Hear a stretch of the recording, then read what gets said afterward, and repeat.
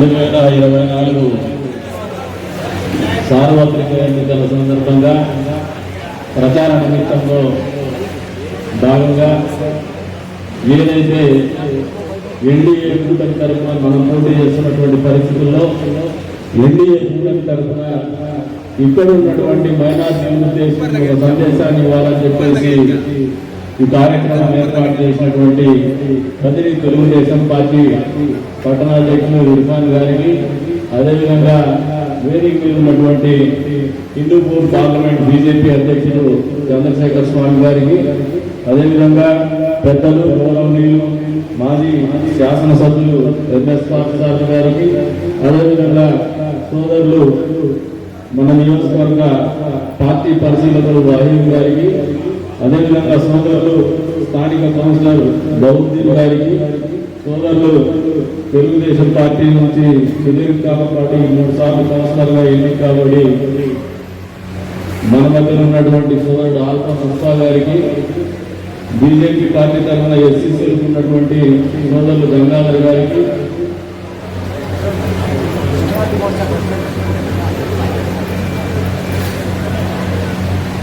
సోదరులు BJP minority Morcha జిల్లా అధ్యక్షులు నజరుల్లా గారికి, అదేవిధంగా పెద్దలు గౌరవనీయులు కాదర్ బాషా గారికి, సోదరులు తెలుగుదేశం పార్టీ మైనార్టీ విభాగం అధికార ప్రతినిధి అయినటువంటి అక్రమ్ ఆఫీసాబ్ గారికి, సాదిక్ గారికి, ఇంతియాజ్ గారికి,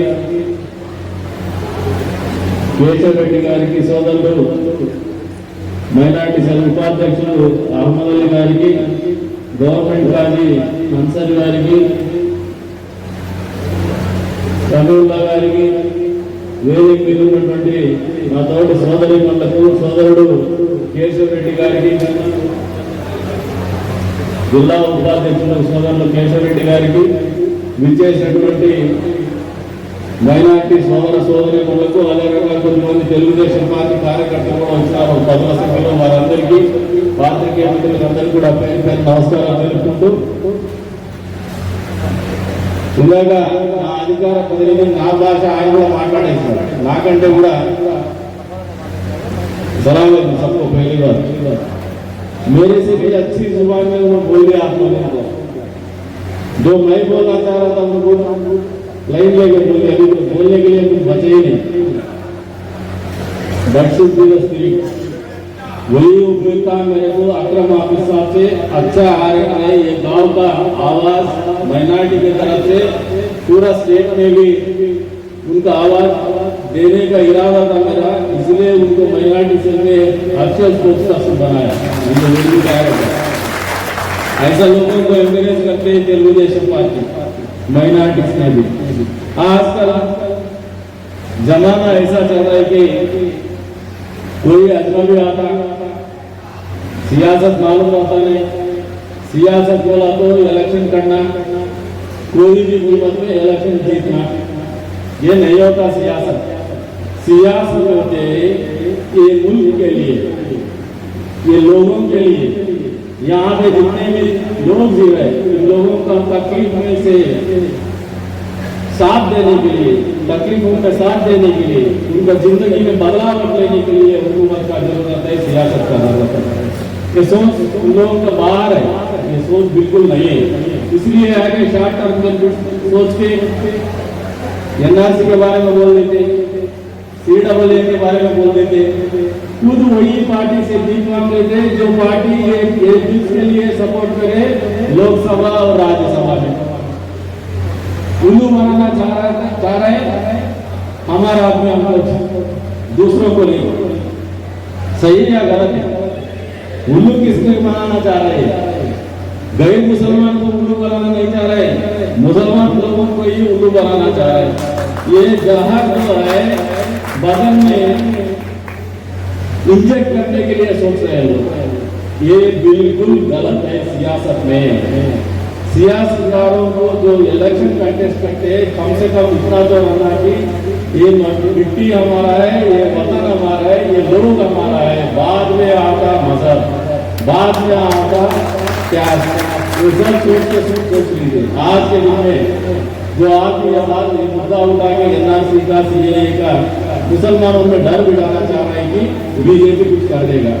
लास्ट मीटिंग में भी आप लोगों को मैं यही समझाया था, वोटिंग पैटर्न इतना ही है, मुसलमान तेलुगुदेशम को भी सपोर्ट करना चाह रहे हैं, NDA अलायंस को भी सपोर्ट करना चाह रहे हैं, इधर जिताना भी चाह रहे हैं।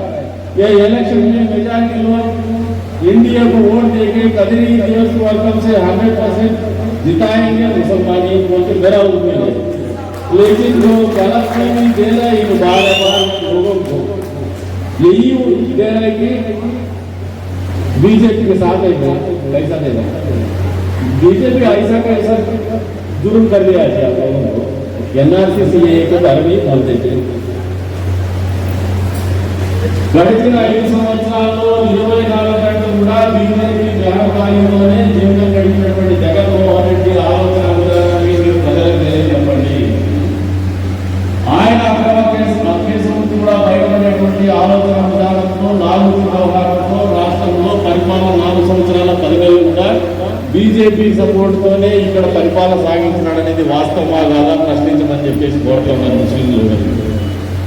అంటే ఎక్కడ కూడా ఆయనకు కమ్యూనిటీ మీద రిజర్వేషన్స్ గురించి మాట్లాడుతున్నాడు. మీరందరూ ఒకటే ఆలోచించారా, आप लोग पूरे लोग एक बार सोच लीजिए, 2014 से 2019 तक भी आंध्र प्रदेश स्टेट में NDA अलायंस हुकूमत में थे। कभी आप लोगों का रिजर्वेशन के बारे में कुछ गलत कदम उठाया क्या? NDA अलायंस नहीं उठाया। ये तेलुगुदेशम पार्टी का आइडियालॉजी ऐसा नहीं कि मुसलमानों को धोखा देने का। जब हुकूमत में थे मुसलमानों के लिए दुल्हन स्कीम किसने लेके आया? चंद्रबाबू नायडू साहब ने लेके आया। 50,000 रुपए दे रहा था गरीब बच्ची का शादी में। आजकल जब जगनमोहन रेड्डी लास्ट इलेक्शन में जो है YSR दुल्हन स्कीम हम लोग लेके आएंगे, लाख रुपए देंगे। 4 साल उसका ख्याल भी नहीं था इनको। 4 साल के बाद जब इलेक्शन ईयर चालू होते हैं कि YSR दुल्हन scheme and terms and condition apply, 10वां क्लास पढ़ के ही रहना। अभी कंटेस्ट कर रहे हैं, सो कैंडिडेटों में कितने लोग 10वां क्लास पढ़ के कि जगनमोहन रेड्डी जाहिर कर दिया तो पब्लिक को अच्छा है। जितने मिनिस्टर्स उनके कैबिनेट में कि उन लोगों में पूरे लोग 10वां क्लास पास हो गया नहीं हो गया ये भी पब्लिक को बताया तो जगनमोहन रेड्डी करेक्ट है। उनका कैबिनेट में रहने के लिए 10वां क्लास का जरूरत नहीं, लेकिन गरीब बच्ची का शादी में लाख रुपए देने के लिए सिर्फ लाख रुपए गवर्नमेंट के तरफ से सपोर्ट करने के लिए 10वां क्लास का टर्म्स एंड कंडीशन अप्लाई, मतलब धोखा देने का इरादा है।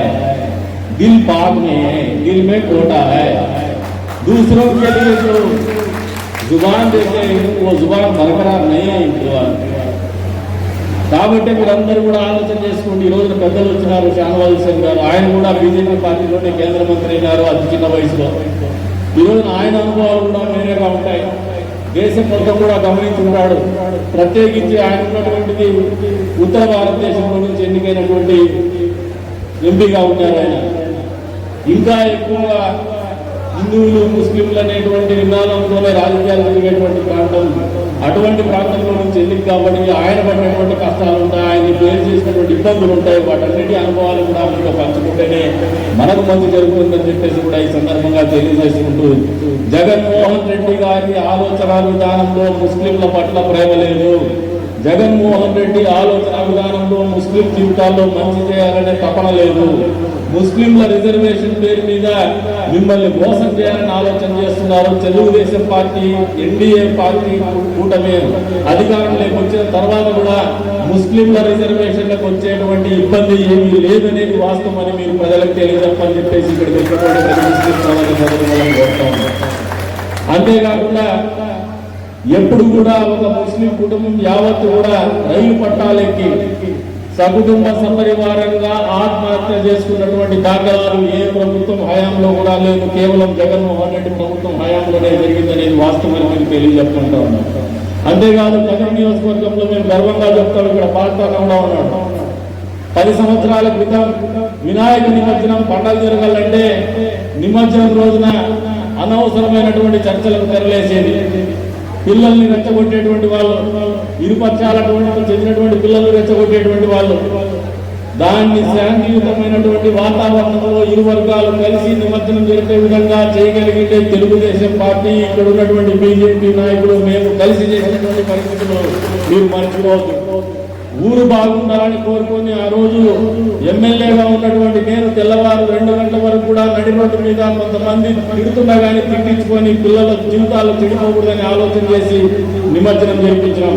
మరుసటి రోజున పనులు మా దగ్గరకు వచ్చి చెప్పినారు, అయ్యా నువ్వు రాత్రి మేము తిట్టాము ఏమనుకోవద్దు, నువ్వు తీసుకున్నటువంటి స్టాండ్ లేకపోతే ఈరోజు మా పిల్లలు అక్రమంగా కేసులో ఇరుకోలేని వాళ్ళు దీన్ని ఏదో ఒక రకంగా పూర్తినాయని చెప్పేసి మా ప్రభుత్వం వస్తే మొట్టమొదటిగా ఈ నియోజకవర్గంలో మేము చేయబోయేది ఏమంటే వినాయక నిమజ్జనం సందర్భంగా ఊర్లో ఎటువంటి అవాంఛనీయ సంఘటనలు జరగకుండా, ఎక్కడ కూడా వినాయక నిమజ్జనం సందర్భంగా చర్చలు జరగకుండా అరుగులలో కూర్చొని క్యాబినెట్లు వేసే వాళ్ళందరూ కూడా నోట్లో మాట లేకుండా ఉండే విధంగానే ఈ ఊర్లో ఒక ప్రెసిడెన్సీ సెట్ చేస్తామని చెప్పేసి మొట్టమొదటిగా మేమే చొరవ తీసుకొని ఎస్పీ ఆఫీస్ లో కూర్చొని అందరి సమక్షంలోనే దీనికి మేము ఒక పరిష్కారం చూపించేసి ఈ రోజున అందరూ సరదాగా మంచి సంతోషంగా ఈ కార్యక్రమం చేసుకునేటువంటి పరిస్థితులు కల్పించడం, అది మాకున్నటువంటి నిబద్ధత ఈ ముస్లిం సమాజం పట్ల. ఈ రకంగా బతుకుతున్నటువంటి ఈ కదిరి నియోజకవర్గంలో హిందూ ముస్లింల మధ్యన చిచ్చు పెట్టే విధంగానే అభ్యర్థి మాట్లాడుతున్నాడని వాస్తవాన్ని గ్రహించుకోమంటూ ఉన్నాను. ఈ రోజున ఒక మత చాందాస్తవాదిగానే ఆలోచన చేస్తా ఉన్నాడు. ఒక నాయకుడికి ఎప్పటికీ కులం ఉండకూడదు, మతం ఉండకూడదు. కులం పేరు మీద, మతం పేరు మీద ఓట్లు అడిగేటువంటి ఆలోచన విధానం ఉండేటువంటి వ్యక్తి రాజకీయాలకు పనికిరాడని గట్టిగా చెప్పమంటున్నారు.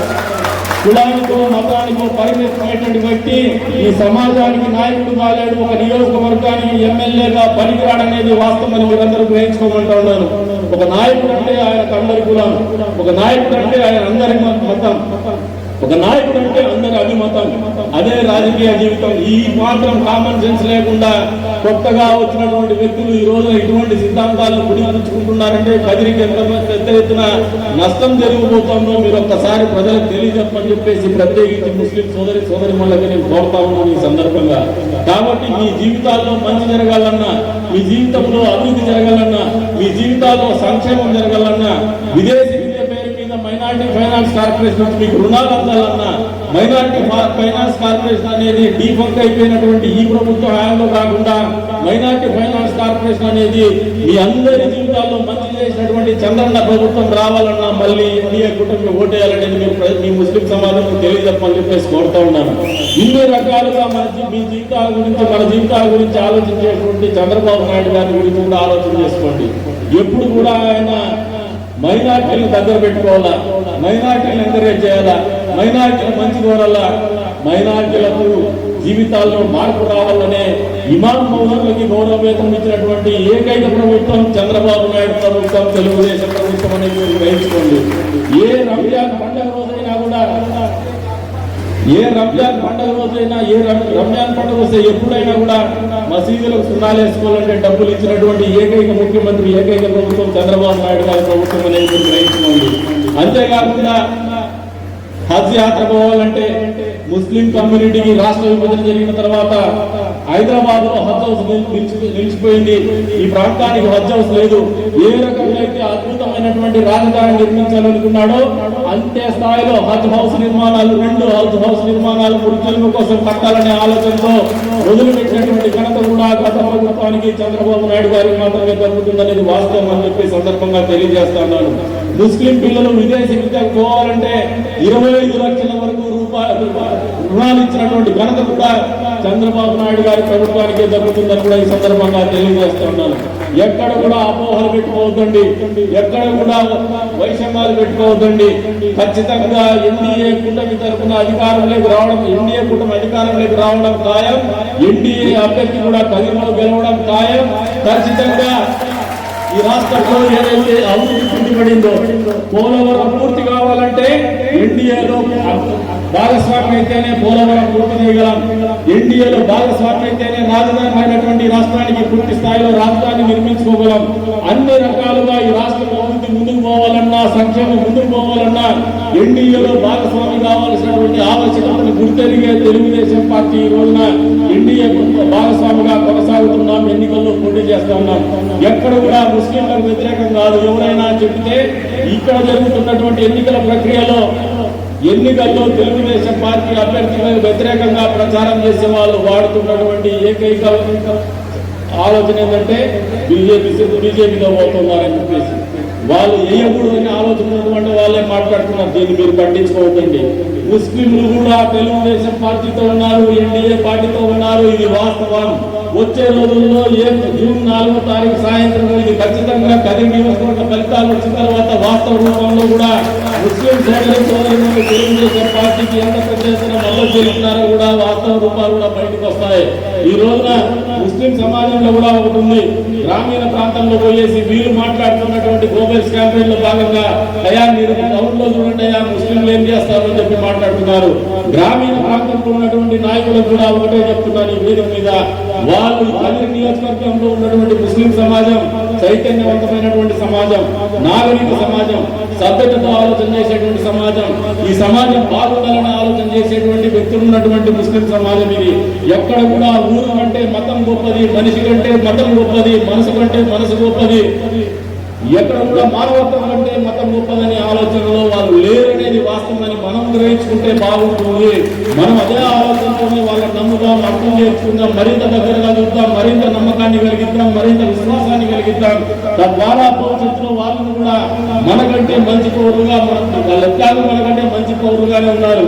అది వాస్తవం కూడా సమాజానికి తెలియజేద్దామని చెప్పేసి కూడా పిలుపునిస్తూ ఈ రోజున ఏదైతే ఈ షానవాజ్ హుస్సేన్ గారు వచ్చారో ఈ కార్యక్రమానికి మీరందరూ కలిసి కూర్చొని తెలుగుదేశం పార్టీతో ఎన్డీఏ కూటమితో మేము కూడా ఉన్నామని చెప్పేసి ఒక తెలియజెప్పేటువంటి ప్రయత్నం చేసినటువంటి ప్రతి ఒక్కరికి కూడా పేరు నమస్కారాలు సెలవు తీసుకుంటున్నా. జై తెలుగుదేశం.